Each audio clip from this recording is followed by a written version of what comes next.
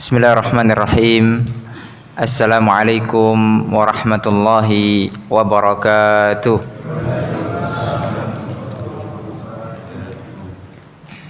Alhamdulillahi wa kafa wa salatu wassalamu ala rasulil mustafa wa ala alihi wa sahbihi wa mawalah. La hawla wa la quwata illa billah. Qala Allah tabaraka wa ta'ala, ya ayyuhalladzina amanu taqullaha haqqa tuqatih wala tamutunna illa wa antum muslimun. Ma'asyiral muslimin, jamaah Masjid Al-Hidayah Muhammadiyah di Desa Gempol Pading, Kecamatan Pucuk, Kabupaten Lamongan, Jawa Timur, yang sama-sama mengharapkan ridha dan rahmat Allah Subhanahu wa taala.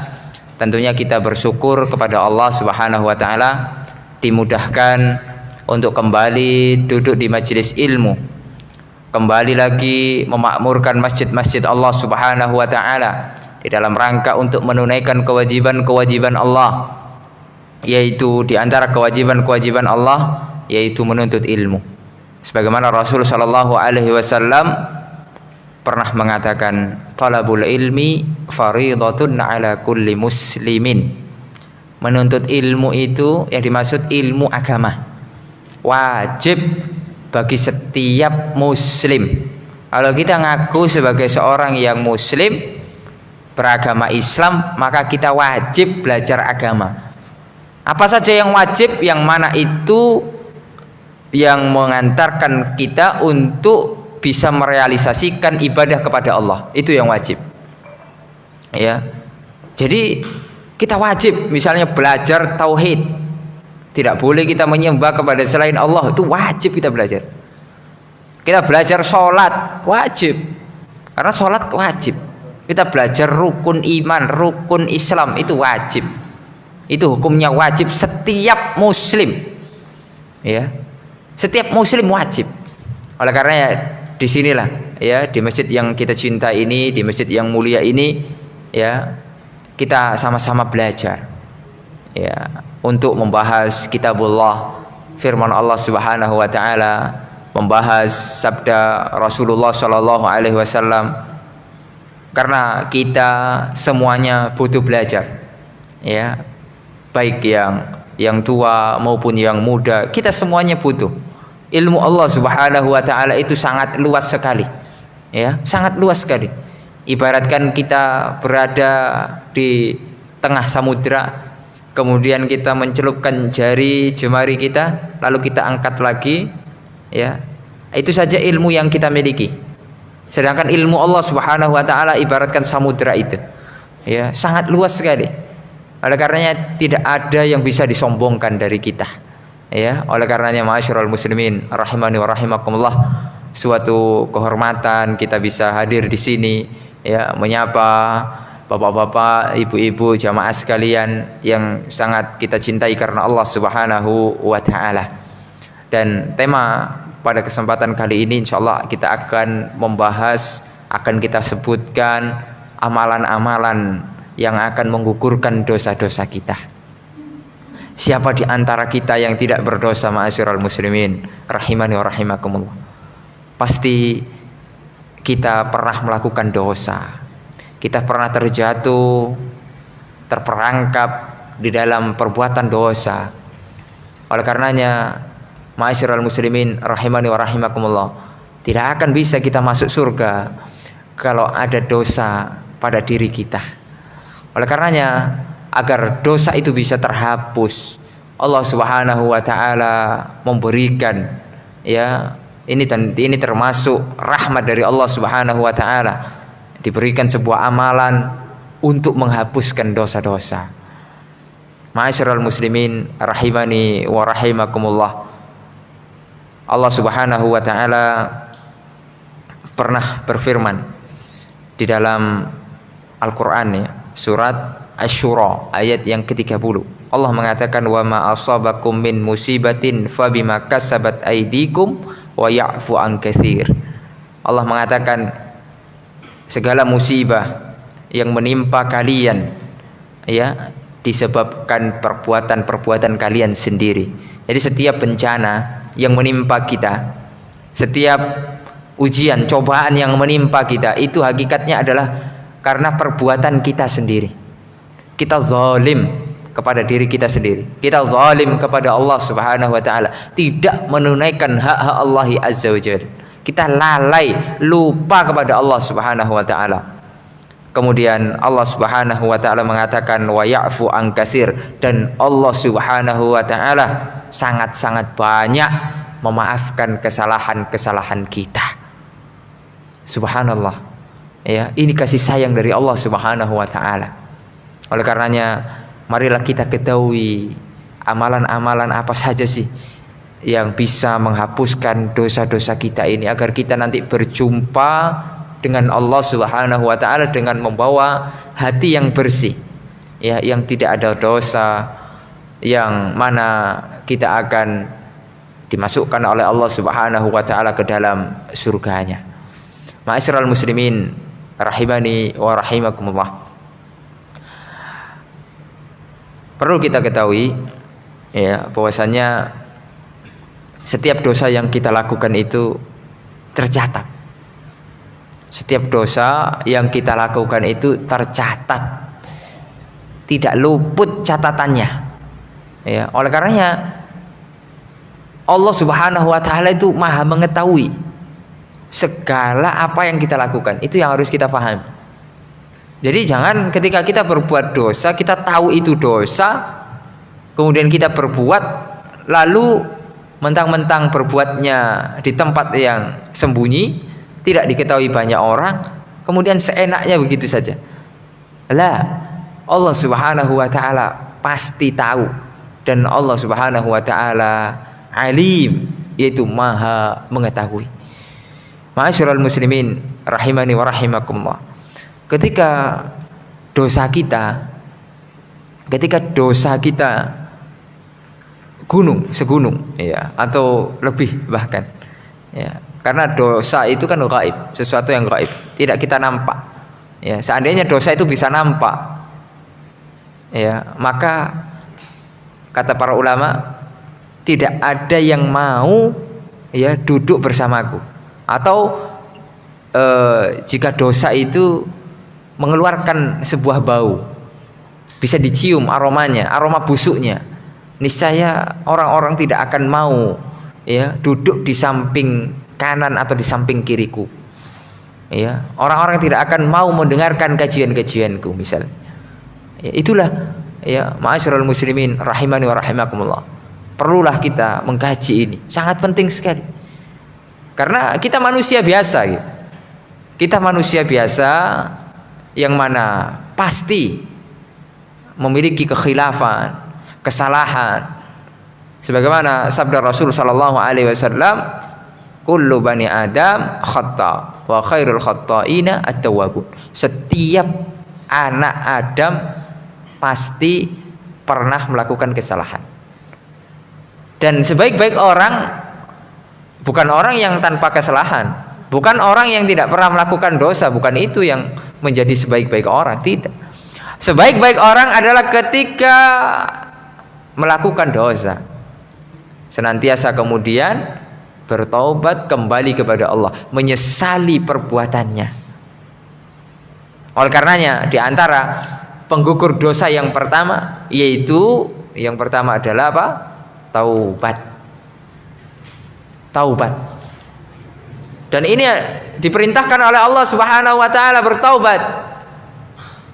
Ya ayyuhalladzina amanu tubu ilallahi taubatan nasuha. Wahai orang-orang yang beriman, lihat. Kita ini pendosa, akan tapi Allah Subhanahu wa taala masih memanggil kita dengan sebutan iman. Bagaimana Allah Subhanahu wa taala tidak sayang sama kita ini? Terkadang kita saja yang terlampau durhaka kepada Allah. Ya, Allahul musta'an. Wahai orang-orang yang beriman, kata Allah, bertaubatlah kalian dengan taubat yang sebenar-benarnya. La tai'asu mir rauhillah. Di dalam ayat yang lain Allah mengatakan, jangan kalian pernah berputus asa dari rahmat Allah Subhanahu wa taala. Bertaubat. Betapa banyak dikisahkan oleh Rasul sallallahu alaihi wasallam Orang-orang yang bertaubat kembali kepada Allah, kemudian mereka diampuni dosa-dosanya, kemudian mereka masuk surga. Taubat penghapus segala macam dosa. Orang-orang kafir jika mereka bertaubat, masuk di dalam agama Allah Azza wa Jalla, bersyahadat, berikrar, setelah mereka hidup kelam dengan penyembahan-penyembahan selain Allah Subhanahu wa taala, dengan keyakinan-keyakinan yang batil, kemudian mereka kembali kepada Allah, mengikrarkan 2 kalimat syahadat, maka dosanya diampuni semua oleh Allah Subhanahu wa taala. Begitu juga dengan orang-orang yang ahli maksiat, fajir, fasik, kemudian kembali kepada Allah Subhanahu wa taala, bertaubat kepada Allah, dan Allah sangat senang ketika melihat hamba-hambanya berbondong-bondong untuk bertaubat kepada Allah Subhanahu wa taala. Apakah kita masih ingat sebuah kisah yang diriwayatkan oleh para ulama di dalam kitab-kitab mereka? Rasulullah SAW pernah mengisahkan tentang taubat orang yang pernah membunuh 99 orang. Subhanallah. Kira-kira ini dosanya seperti apa? 99 orang. Membunuh 1 orang itu, ya, itu dosa besar. Membunuh 1 orang itu dosa besar, ya, dan termasuk diantara dosa papan atas, ya, termasuk dosa papan atas yang disebutkan oleh Al-Imam Az-Zahabi di dalam kitabnya Al-Kabair, yaitu kumpulan dosa-dosa besar, ya. Dimasukkan yaitu al-qatl, membunuh, itu termasuk dosa besar. Nah, ini bukan hanya 99. Subhanallah. Lihat.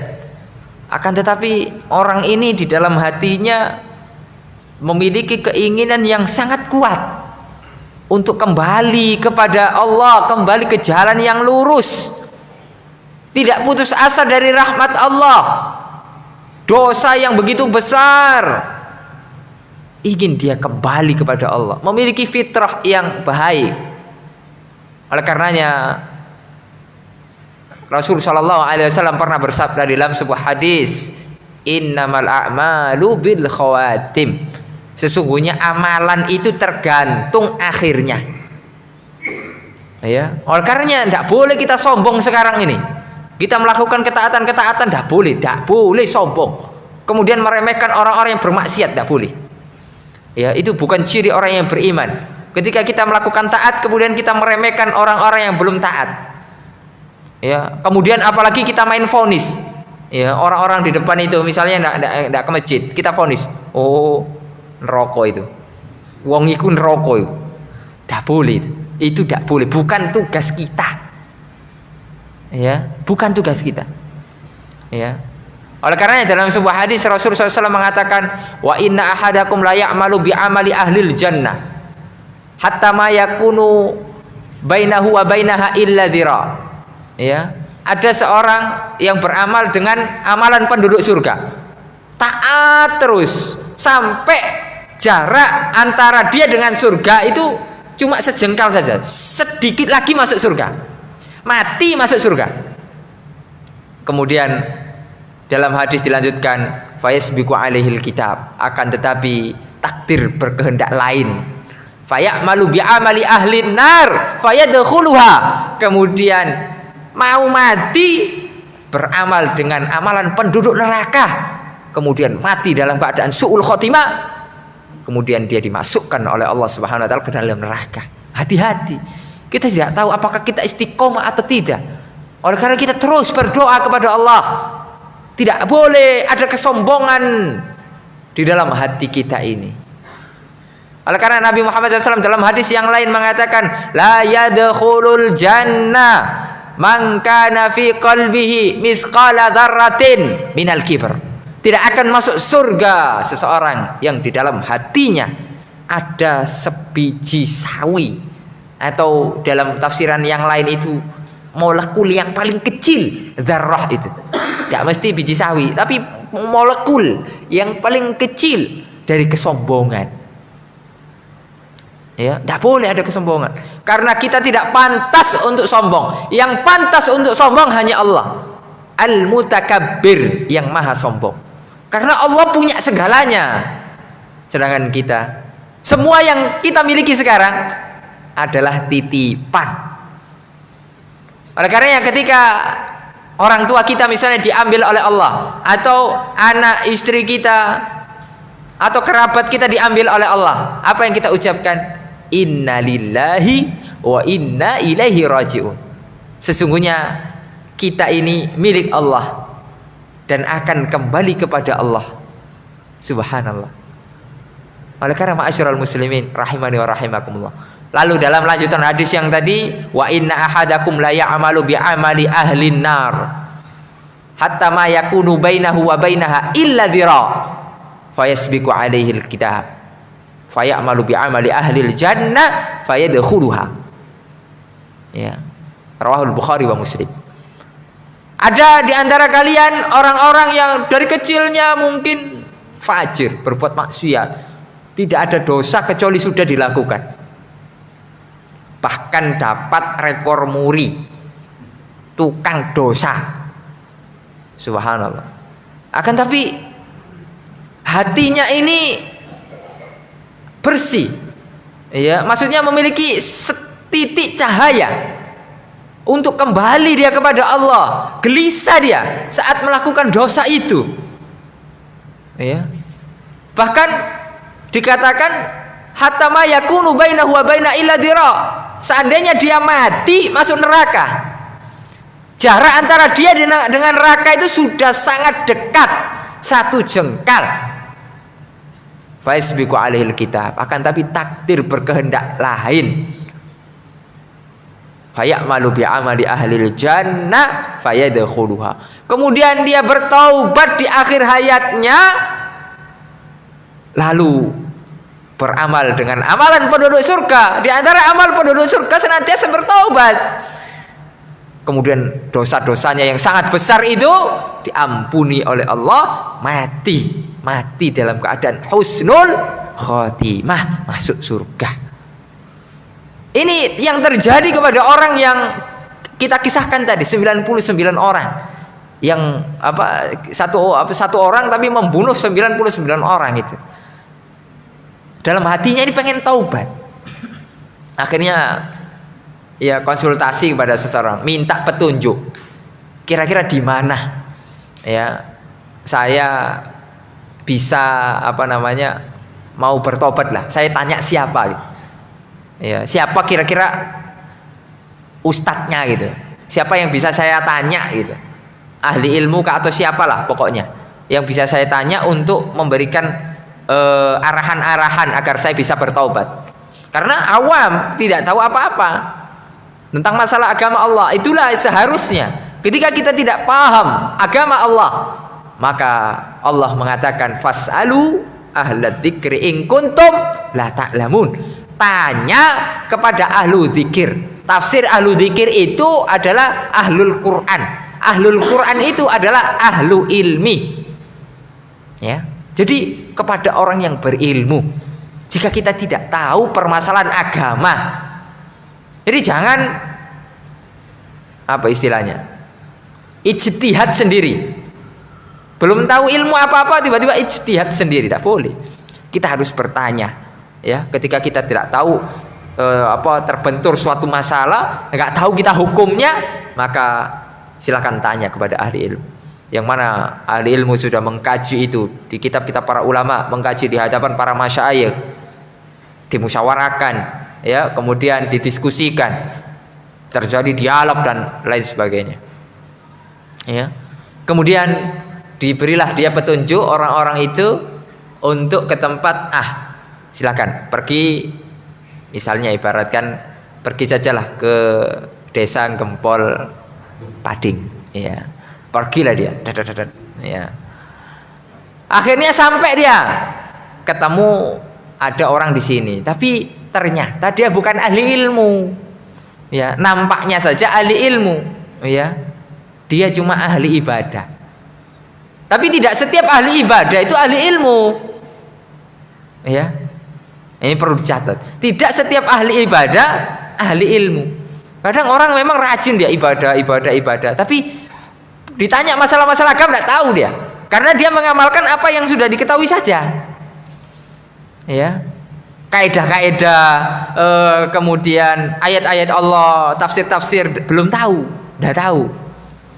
Ya, ini orang ini tanya kepada orang yang seperti ini tipenya. Akhirnya bagaimana? Apakah bisa saya bertobat? Sedangkan dosa saya ini ya ibaratkan sudah banyak. Saya ini sudah ya bisa dikatakan memecahkan rekor muri lah. Ya, 99 saya bunuh. Ya. Wis mari tak ibarat kasarane aku wis mateni 99 wong. Ya gitu. Ya. Akan tapi orang yang ditanya ini kan bukan ahli ilmu sehingga jawabannya tidak menyejukkan. Apa 99? Mana ada tobat bagimu? Dosamu terlalu banyak, tidak pantas kamu tobat. Orang mau tobat tapi digitukan. Kira-kira gimana? Ya, kira-kira gimana? Ibaratnya kan yang tanya itu apa? Kalau bahasa kasarnya itu jenenge apa? Level penjahat lah. Penjahat tapi yang paling jahat. Apa itu kira-kira? Ya, wis pokoknya kelas kakap lah. Ya, bajingan pol. Ya, kalau bahasa kasar ya. Bajingan pol sudah. Orang mau tobat kok dikata enggak ada tobat katanya. Enggak ada tobat bagimu. Kamu tidak mungkin bisa bertobat, tidak akan mungkin tobatmu diterima. Waduh, mendidih otak dia ini. Ya, wah, saya mau tobat tak boleh. Wah, sikat pisan wis. Ya, akhirnya dibunuh orang itu. Pas genap 100. Ya, pas 100. Bayangkan. Ya, 100 orang dibunuh. Akan tapi hatinya ini masih bergejolak. Saya ini pengen terus kembali. Ya. Ya karena tadi itu khilaf itu tadi orangnya sih mau tobat kok nggak boleh, gitu lah. Kok katanya nggak ada tobat. Akhirnya sekarang dia ditunjukkan oleh seseorang untuk bertanya kepada ahli ilmu. Wah, ini sekarang ketemu ahli ilmu beneran. Ya, ahli ilmu itu memiliki kasih sayang kepada kaum muslimin, rahmat kepada kaum muslimin. Ya. Ketika ada kaum muslimin bersalah, ketika ada kaum muslimin berdosa, ayo sini. Ayo kita duduk bareng. Apa sih masalahnya? Apa masalahnya? Jadi enggak main vonis kemudian main tuding gitu enggak. Ayo sini. Diskusi. Apa yang mau kamu utarakan?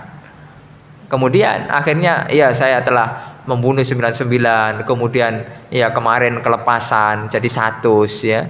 Tambah 1 jadi 100 orang. Apakah masih bisa saya bertobat kepada Allah ini ya? Orang yang berilmu ini senangnya luar biasa ya, itulah ciri orang yang berilmu. Ketika ada orang bertobat senangnya luar biasa. Karena Allah senang sekali dengan orang yang bertobat. Masa iya orang bertobat dah boleh? Ya akhirnya ahlan wa sahlan, pintu tobat terbuka lebar untukmu. Bertobatlah kamu kepada Allah. Ya, memohon ampunlah kamu kepada Allah dan kemudian jangan kamu kembali lagi ke tempat asalmu karena tempat asalmu itu kumpulan orang-orang yang buruk. Nah, ini ada faedah bahwasanya bi'ah solihah, lingkungan yang baik itu sangat penting dalam kehidupan. Ketika lingkungan kita ini rusak, kita bisa tertular jadi rusak. Oleh karenanya kita perbaiki lingkungan kita ini dengan kegiatan-kegiatan positif, terutama untuk para remaja-remaja, ya sehingga lingkungan kita ini barokah, diberkahi oleh Allah Subhanahu Wa Taala.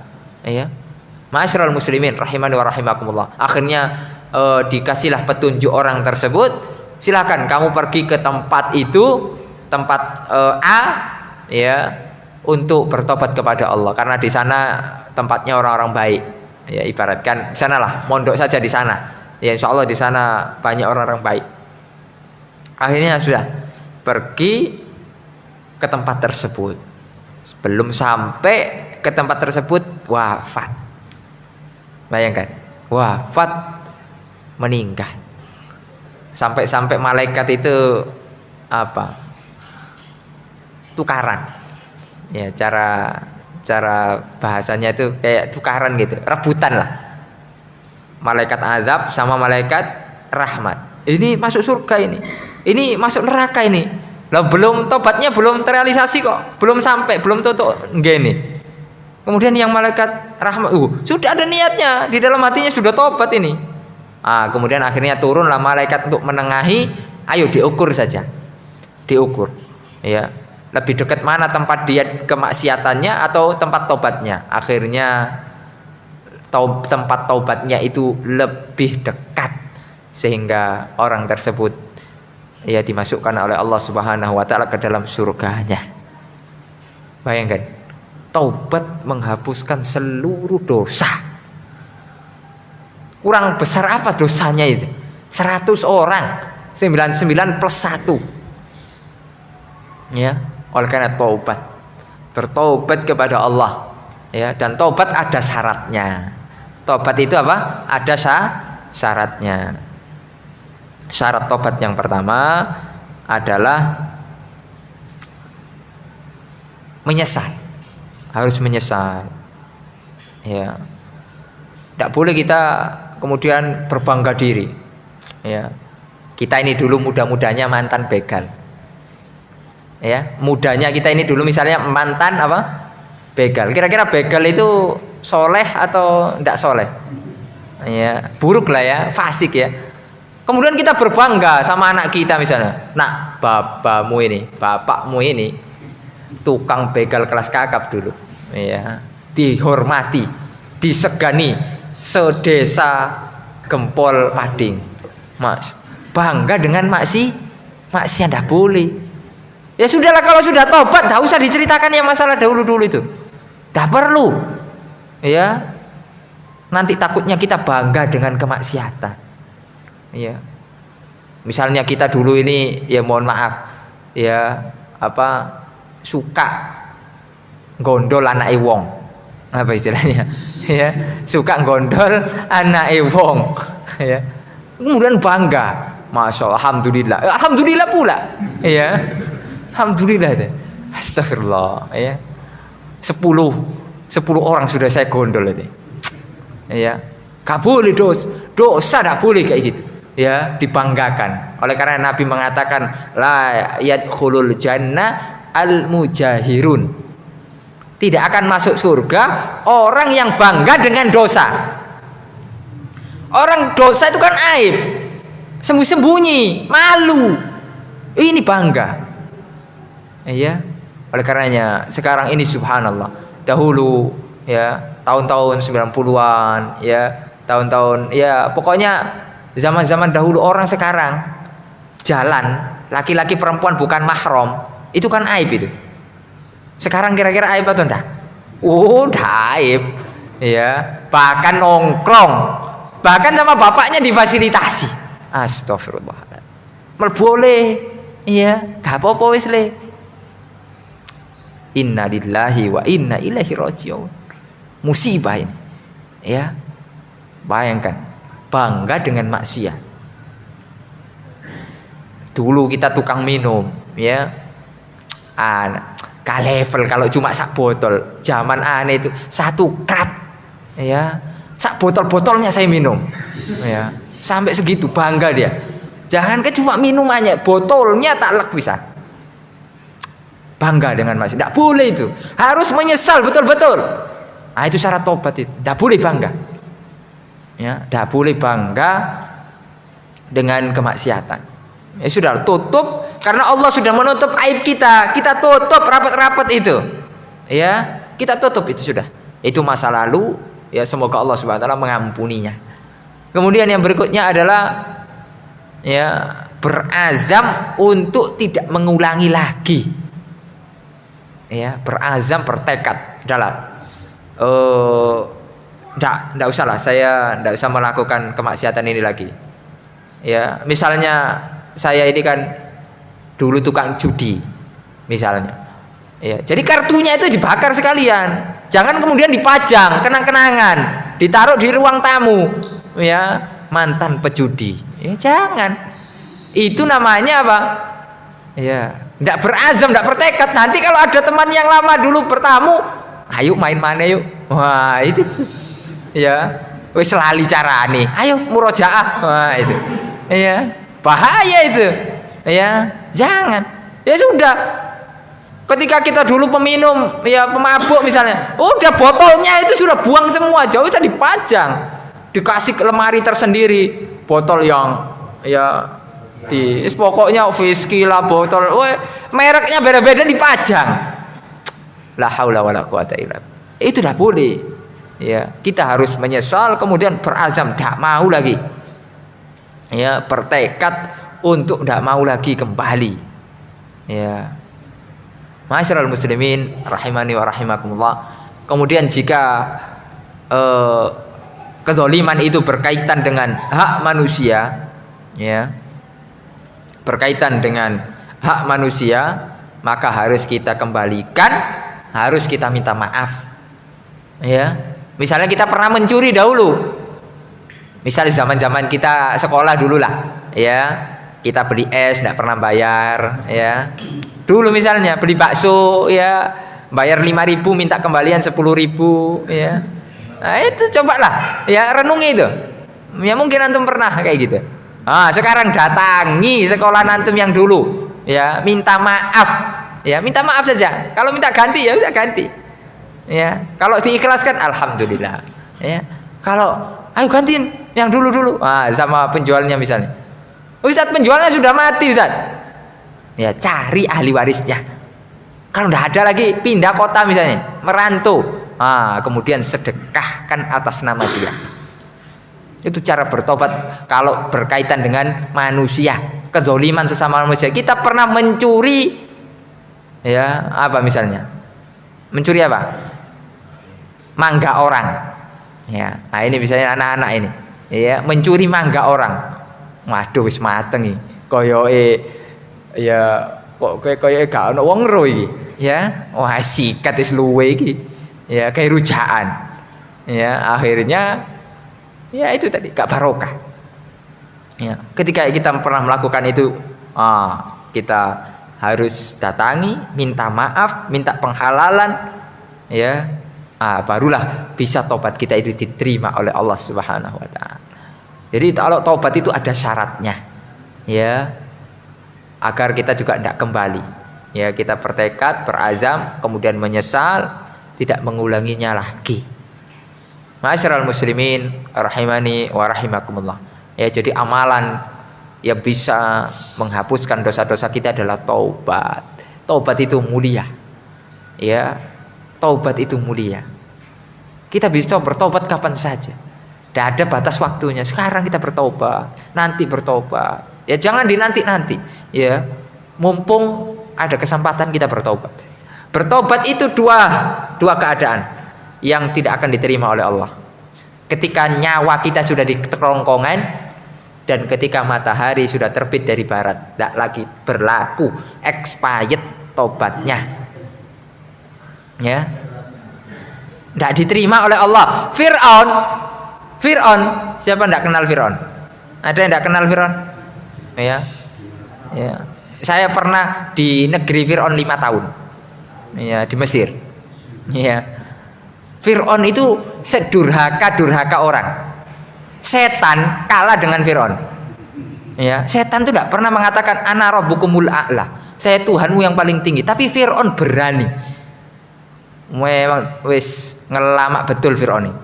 Ya.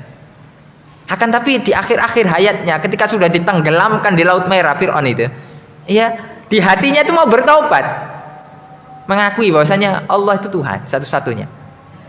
Ya, nah, kayaknya sudah adzan ya. Oh, belum ya? Oh, nah, baik.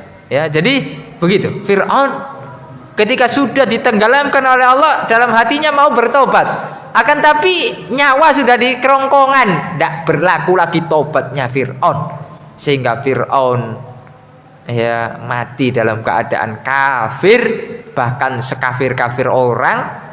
Dan akan tapi jasadnya Fir'aun itu utuh. Oleh karenanya, ma'asyiral muslimin, jasad utuh itu Ya, bukan berarti dia itu baik, bukan berarti ya. Nah, sekarang kan banyak yang menganggap itu bisa jadi itu baik, tapi ada juga yang tidak baik. Tidak dijadikan patokan orang itu baik atau tidak ketika jasadnya utuh. Ya, dilihat amalannya, yang dilihat itu amalannya, bukan ketika jasad dia utuh atau tidak. Lah buktinya Fir'aun utuh jasadnya. Apakah Fir'aun baik? Enggak. Fir'aun tidak baik. Akan tapi kenapa Fir'aun itu jasadnya kok utuh, diselamatkan oleh Allah, bahkan dimuseumkan. Ya, bapak-bapak kalau ke Mesir bisa kenalan sama Fir'aun. Fir'aun ini saya dari Indonesia. Ya, ada museumnya. Ya, itu di Kairo itu museumnya. Tidak jauh dulu dari tempat tinggal saya itu. Ya, museum masih utuh jasadnya.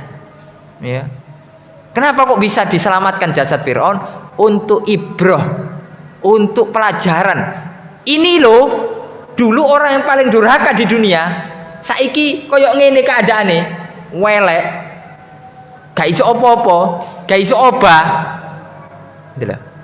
Jadi hikmahnya seperti itu. Apakah kita mau mengikuti jejak Fir'aun, durhaka kepada Allah? Akan gini juga nanti akibatnya. Ya.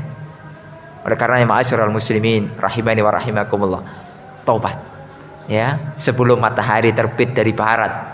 Ya, kalau sudah terbit dari barat itu adalah termasuk di antara tanda-tanda kiamat kubro. Di antara tanda-tanda apa? Kiamat besar. Ya, oleh karena sekarang kita masih diberikan kesehatan, ya, belum ada tanda-tanda kiamat ini. Ayo kita tobat, kita tobat. Ya, karena kematian itu kita tidak tahu jam berapa, kapan, harinya apa. Seandainya kita mati itu tahu, pasti kita sudah siap-siap. Ya, tapi tidak ada yang tahu. Ya, Allah mengatakan, "Idza jaa ajaluhum la yastakhiruna sa'atan wa la yastaqdimun." Jika sudah datang ajalnya, tidak bisa dimajukan, walaupun 1 menit, walaupun 1 detik, tidak bisa. Mati. Tidak bisa juga diakhirkan. Bentar malaikat, masih sholat dulu. Tidak bisa. Ya, sebentar, masih mandi dulu. Tidak bisa. Mati. Ya. Walau kuntum fi burujin musyayyadah. Walaupun kamu bersembunyi di benteng yang sangat kokoh. Ya, misalnya kita buat terowongan besi tok, baja tok. Ya. Tidak ada yang bisa dimasuki apa-apa. Kemudian kita sembunyi situ untuk menghindari kematian, tidak bisa. Waktunya mati ya mati. Ya, itulah. Ya, sebelum itu terjadi, marilah ayo kita hapus dosa-dosa kita dengan taubat kepada Allah. Ya, dengan memperbanyak kita ya bermunajat untuk bertobat kepada Allah Subhanahu wa taala. Ya, mungkin kita break dulu ya, karena adzan sudah berkumandang. Marilah kita simak, kita dengarkan adzan bersama-sama. Nah, kita lanjutkan lagi ya, bahwasanya di antara amalan-amalan yang menggugurkan, menghapuskan dosa-dosa kita adalah taubat. Ya. Allah Subhanahu wa taala banyak ya berfirman di dalam beberapa ayatnya, di dalam surat Az-Zumar diantaranya, dan ini adalah ayat penghibur bagi kita. Ya, kita ini pendosa. Ayat ini penghibur bagi kita. Allah mengatakan, "Qul ya ibadiyalladzina asrafu ala anfusihim la taqnatu min rahmatillah. Innallaha yaghfirud dzunuba jami'a. Innahu huwal ghafurur rahim." Wahai hamba-hambaku, lihat, Allah sayang dengan kita. Kita masih disebut dengan hamba Allah. Kita ini penuh dosa loh. Ya, kita ini hamba pendosa. Banyak dosa kita yang telah kita lakukan. Ya, kita durhaka kepada Allah. Akan tapi Allah masih menyeru kita. Allah memanggil kita sebagai hambanya. Qul ya ibadi alladzina asrafu, yang sudah melampaui batas. Ya, yaitu sudah berbuat dosa besar dan yang lain sebagainya. La taqnatu min rahmatillah. Jangan sekali-kali putus asa dari rahmat Allah. Innallaha yaghfirud dzunuba ya jami'a. Allah itu mengampuni semua dosa. Tidak tanggung-tanggung, semua dosa Allah ampuni. Ya. Innahu huwal ghafurur rahim. Allah itu Maha Pengampun lagi Maha Penyayang. Dalam ayat yang lain meskipun ya Allah tidak mengampuni dosa syirik itu jika tidak bertaubat. Akan tapi jika orang syirik terus bertaubat Allah ampuni. Ya. Ketika orang berbuat syirik tapi dia mati dalam kesyirikan maka itu yang tidak diampuni. Ya. Allah mengatakan Innallaha la yaghfiru ayyushraka bihi wa yaghfiru ma duna dzalika liman yasha.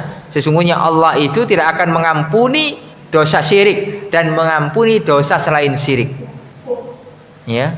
Di dalam ayat yang lain Allah mengatakan innahu may yusyrik billah faqad harramallahu alaihil jannah wa ma'wahun nar wa ma lidh-dhalimin min ansar.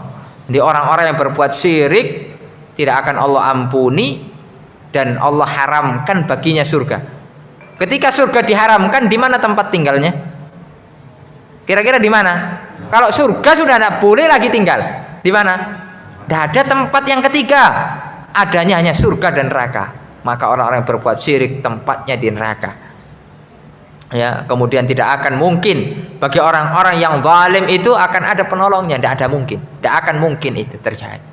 Ma'asyiral muslimin rahimani wa rahimakumullah. Marilah kita jadikan ayat ini sebagai hiburan bagi kita pendosa. Ayo kita mengajak sama-sama, saya, antum semuanya, bapak-bapak, ibu-ibu, ya adik-adik semuanya, ya mas-masnya, mbak-mbaknya. Ayo kita bertobat kepada Allah. Kembali lagi kita ya ke jalan Allah. Rasanya sudah jauh sekali kita meninggalkan ajaran-ajaran Allah. Sudah jauh sekali kita melalaikan syariat-syariat Allah. Ayolah kita kembali lagi ya, bertobat kepada Allah Subhanahu wa taala. Kemudian di antara amalan yang berikutnya masih berkaitan dengan taubat yaitu istighfar. Ya. Nanti akan kita jelaskan apa perbedaan taubat dengan istighfar. Istighfar itu talabul maghfirah, memohon ampun. Ya. Kalau istighfar itu tidak mesti harus memenuhi syarat-syaratnya. Kalau taubat itu kan harus memenuhi tadi syarat-syaratnya. Ya, pertama meninggalkan ya. Ini tadi ada yang kurang tadi. Meninggalkan kemaksiatan tersebut, syarat taubat. Kemudian menyesal kan? Lalu berazam, bertekad tidak mau lagi. Ya untuk meninggalkan itu. Kemudian yang keempat jika berkaitan dengan manusia, hak-hak manusia maka harus minta maaf dan dikembalikan. Ya. Adapun istighfar tidak mesti dengan syarat-syarat itu. Bisa saja orang-orang yang beristighfar itu masih bermaksiat kepada Allah. Ya, yang sering kita jumpai itu misalnya melihat hal-hal yang haram. Ya, misalnya kita main-main ke WPL, ya. Oh, banyak di situ setan-setannya. Ya, yang membuka aurat misalnya. Ya. Ah, kita sambil beristighfar astagfirullahaladzim, tapi mata kita itu terus astagfirullahaladzim ya. Ya. Ah, itu tuh. Ya, jadi istighfar itu ya tidak mesti disertai dengan taubat gitu. Ya, istighfar tidak mesti disertai dengan taubat.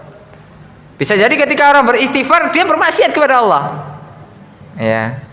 Akan tapi yang paling baik adalah ketika istighfar ya digabungkan dengan taubat. Ya, nah, inilah yang senantiasa dilakukan oleh Rasul sallallahu alaihi wasallam. Astaghfirullah wa tub alaiyah. Ya, saya beristighfar kepadamu, mohon ampun dan terimalah taubat saya. Ya, jadi istighfar digabung dengan taubat. Ya, jadi itu ya, paham perbedaannya istighfar dan taubat. Kalau taubat tuh harus ada syarat-syaratnya, terpenuhi syaratnya baru terima taubatnya. Kalau istighfar mohon ampun, ya tidak mesti melakukan syarat-syarat itu. Ya, tapi masih dia dianggap belum bertaubat gitu. Tapi dia memohon ampun kepada Allah. Ya, ini juga sama-sama penghapus dosa juga, penggugur dosa. Akan tapi kalau taubat itu kan lebih, ya. Jadi ibaratkan ya lebih perfectnya gitulah. Ya. Ma'asyiral muslimin rahimani wa rahimakumullah. Perbanyak istighfar. Ya, perbanyak istighfar. Dan istighfar bukan hanya bisa menggugurkan dosa ya.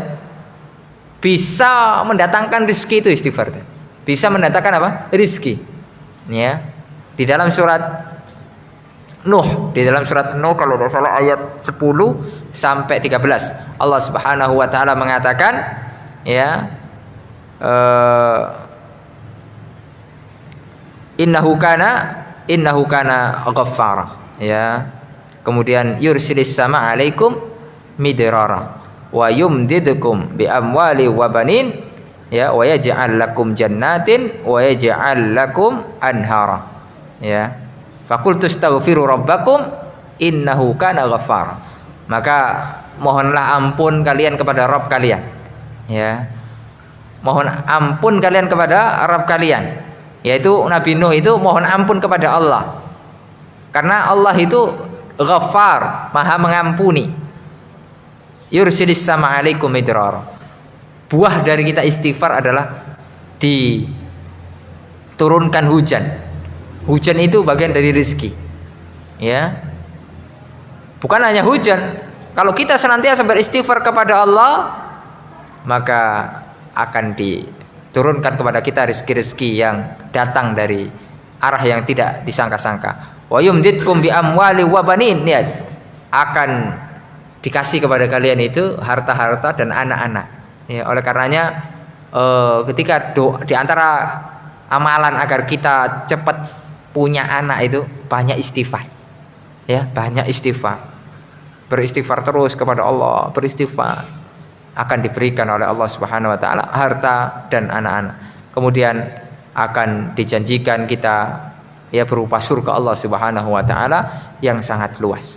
Ma'asyiral muslimin rahimani wa rahimakumullah. Nah, jadi istighfar, dan istighfar lafadznya singkat sekali, ya. Kita bisa hafal, ya. Sehari-hari kita bisa bahkan setiap detik pun kita bisa melafalkannya. Astaghfirullah wa atubu ilaih. Astaghfirullah, astaghfirullah, ya. Astaghfirullah, astaghfirullah, ya. Istighfar, ya Allah, ya. Kalau kita tidak ada aktivitas, istighfar sudah, ya. Atau zikir-zikir yang lain, sehingga 24 jam kita beribadah kepada Allah, ya. Jadi ketika kita nganggur, ya, sambil HP-an, ya. Biasanya kita habis nganggur HP-an, ya, atau baca atau apa, ya. Lisan kita tuh jangan lepas dari apa? Zikir. Sehingga aktivitas kita semua itu berpahala, ya. Tidak sia-sia waktu kita itu. Ibu-ibu lagi masak, banyak istighfar ibu-ibu, ya. Banyak memohon ampun, ya. Dosa ibu-ibu itu banyak, ya. Apalagi kalau pagi biasanya habis belanja itu banyak dosanya, ya. Gunjing orang misalnya, ya. Di antara dosa banyak yang dilakukan oleh ibu-ibu, perempuan-perempuan itu tidak bersyukur, ya, tidak bersyukur. Oleh karenanya Nabi Muhammad SAW pernah diperlihatkan ketika Isra Mi'raj ke Sidratul Muntaha. Rasulullah SAW pernah diperlihatkan neraka. Kata Nabi Muhammad SAW, banyak penduduk neraka itu dari kalangan wanita. Apa sebabnya wahai Rasul SAW? Karena mereka tidak bersyukur dengan pemberian suami, ya. Suaminya pulang ngomel, ya. Suaminya tidak pulang ngomel, ya. Suaminya telat ngomel, tidak telat ngomel, ya. Intinya serba salah. Laki-laki itu tidak pernah benar di hadapan wanita. Ketika wanita pun salah, laki-laki yang salah, ya. Itu kaidah ibu-ibu, ya. Jadi itu, oleh karena ibu-ibu ini disyariatkan banyak istighfar, banyak sedekah agar tidak masuk neraka, ya. Dan harus banyak minta maaf sama suaminya, harus lemah lembut sama suaminya, ya. Ketika dikasih nafkah segini sama suaminya, oh matur suwun, ya. Semoga Allah Subhanahu wa taala memberikan rezeki lagi yang lancar. Semoga Allah Subhanahu wa taala memberikan kemudahan, didoakan. Jangan kok mek sakmene tah. Gak cukup, gak cukup beras iki. Ya Allah, ya. Suami ini sudah capek-capek pulang loh. Gak digaekno kopi, gak digaekno teh.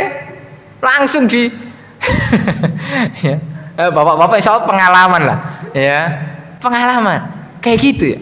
Kita pulang-pulang kerja banting tulang, apalagi yang kerjanya itu mungkin kerja kasar, ya, dipanas-panas, ya, tukang misalnya kan panas, ya, capek, ya. Subhanallah.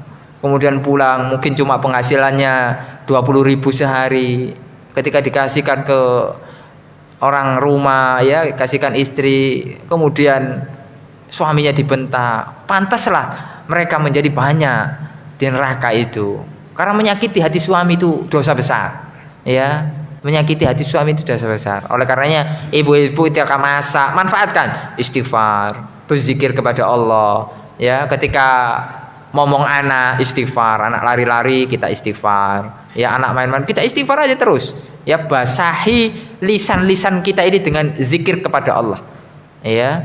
Oleh karenanya ma'asyiral muslimin rahimani wa rahimakumullah ya, dua amalan ini ya termasuk diantara yang bisa menghapuskan dosa-dosa kita. Kemudian yang ketiga yaitu amalan soleh ya. Amalan soleh ini kan umum ya, setiap amalan soleh itu dapat menghapuskan dosa. Bapak-bapak duduk di masjid kayak gini, dosanya terhapuskan ya. Bapak-bapak datang ke masjid sholat berjamaah, dosanya dihapuskan oleh Allah ya. Ini banyak hadisnya. Nabi Muhammad SAW mengatakan as-salawatul khams, salat 5 waktu, wal jumu'atu ilal jumu'ah, Jumat satu dengan Jumat yang berikutnya, al umratu ilal umrah, umrah yang satu dengan umrah yang berikutnya, mukaffiratun lima bainahunna idajtunibatil kabair, menghapuskan dosa-dosa antara salat 5 waktu. Bapak itu salat zuhur ya, kemudian asar, itu dosa zuhur asar itu terhapus ya. Kemudian begitu juga maghrib isya.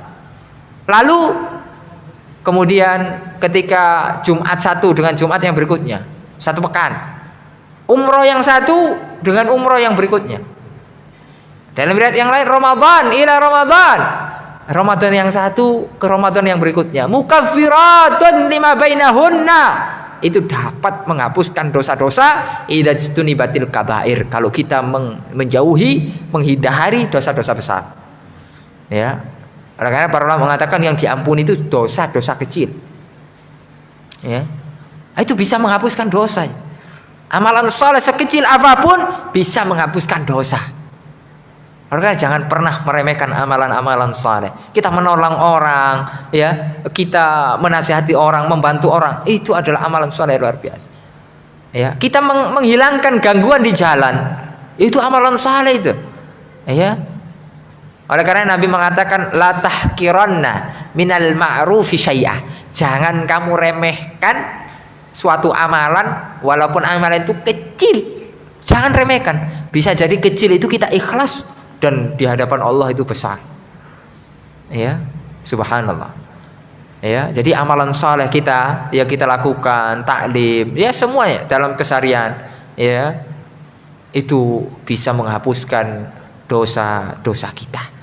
Ma'asyiral muslimin rahimani wa rahimakumullah. Terutama salat ya. Terutama salat ya. Ya. Oleh karenanya kita jaga salat. Ya, jangan pernah sekali-kali kita berani ya meninggalkan sholat hanya mungkin demi pekerjaan, demi matu nang sawah, berani meninggalkan sholat, tak boleh ya.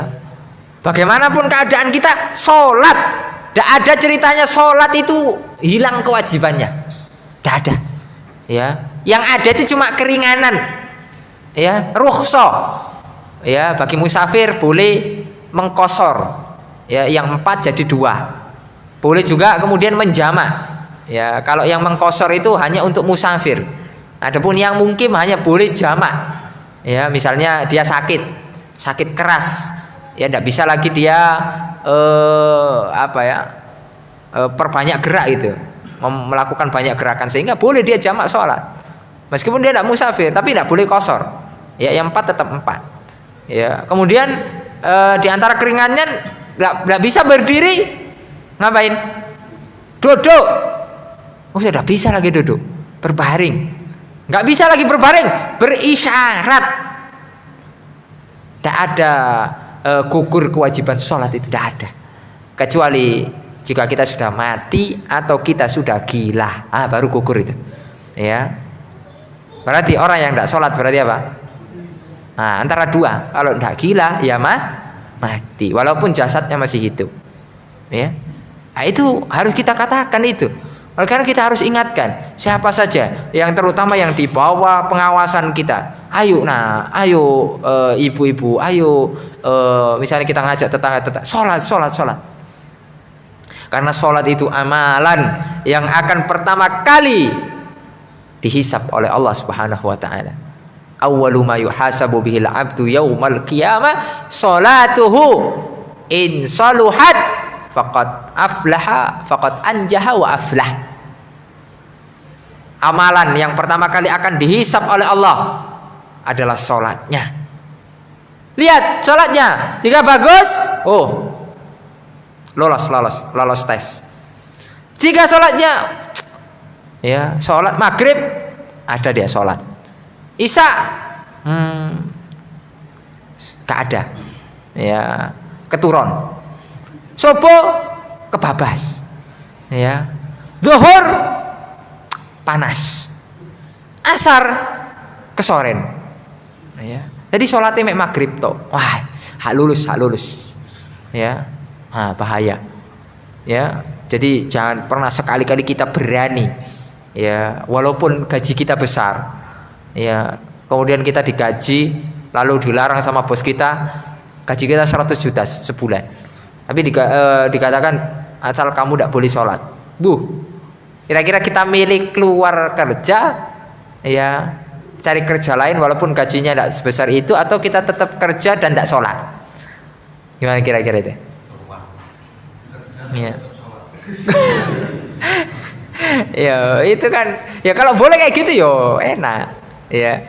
Kalau bisa di lobi gak apa-apa. Tapi kalau enggak, satu-satunya milih keluar, ya. Karena 100 juta itu kalau di dunia tidak ada harganya, ya. Kemudian nanti tidak akan berguna 100 juta itu di hadapan Allah kalau kita meninggalkan salat. Karena mati dalam keadaan kita meninggalkan salat. Al-ahdu bainana wa bainal kufri tarkus shalah. Ya, yaitu as-shalah. Al-ahdu bainana wa bainal kufri as-shalah. Faman tarakaha faqad kafara. Batas antara kita dengan orang kafir itu dah salat. Ya, karena siapa meninggalkan salat ya berarti podo ambek wong kafir gitu. Oleh karena kita pernah masuk ke pedalaman di Talang Mama, ya, coba antum nanti cari di YouTube pedalaman Talang Mama, ya, suku Talang Mama, ya, ada jauh sana di Riau, yaitu dari tempat tinggal saya itu puluhan jam. Kita naik jalan darat, kemudian naik sampan kecil, perahu masuk ke dalam. Itu tidak ada sinyal, tidak ada apa-apa, tidak ada listrik, hutan, tengah hutan. Tapi ada orang di situ, namanya suku Talang Mama. Ya, itu baru-baru saja orang-orang itu berpakaian, ya, sudah mulai mengenal.